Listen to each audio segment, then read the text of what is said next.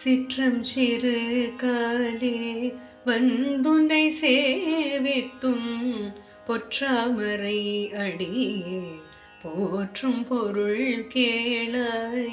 சிற்றம் சிறு காலே வந்துன்னை சேவித்தும் பொற்றாமரை அடியே போற்றும் பொருள் கேளாய்.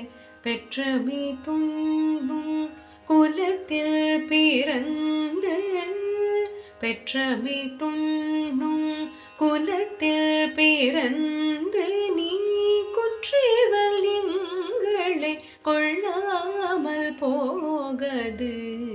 இற்றை பறை கொள்வார் அன்று காண்கோவிந்தா.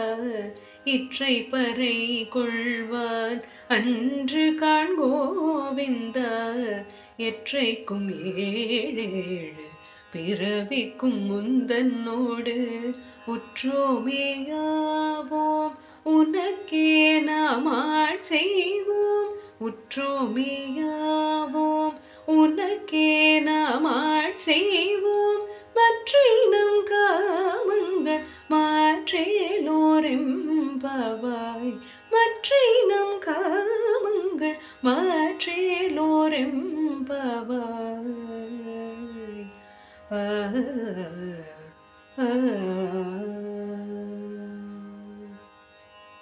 கண்ணா, அதிகாலையில் உன் பொன் போன்ற தாமரை பாதங்களை வணங்க வந்திருக்கிறோம். அதற்கான காரணத்தை கேள். பசுக்களை மேய்த்து பிழைக்கும் ஆயர் குலத்தில் பிறந்த நீ எங்களது இந்த சிறு விரதத்தை கண்டு கொள்ளாமல் விட்டுவிடாதே. நீ தரும் சிறு பொருட்களுக்காக இந்த விரதத்தை மேற்கொள்ளவில்லை. என்றும் 7 பிறவிகளிலும் நீ எங்கள் குலத்தில் பிறக்க வேண்டும். எங்களை உன் உறவினர்களாக ஏற்க வேண்டும்.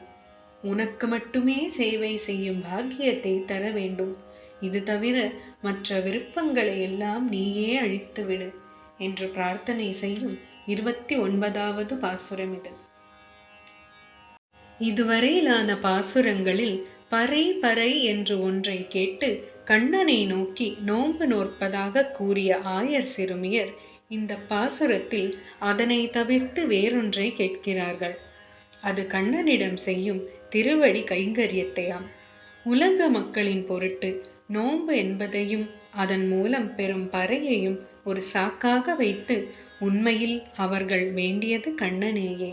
அதனால் அவனுக்கு நித்திய திருவடி கைங்கரியம் செய்யும் பேற்றையும் நொடிப்பொழுதும் நீங்காதிருக்கும் பேரருளையும் பிறவா வரம் வேண்டியும் கண்ணனை பிரார்த்திக்கிறார்கள் இந்த பாசுரத்தில்.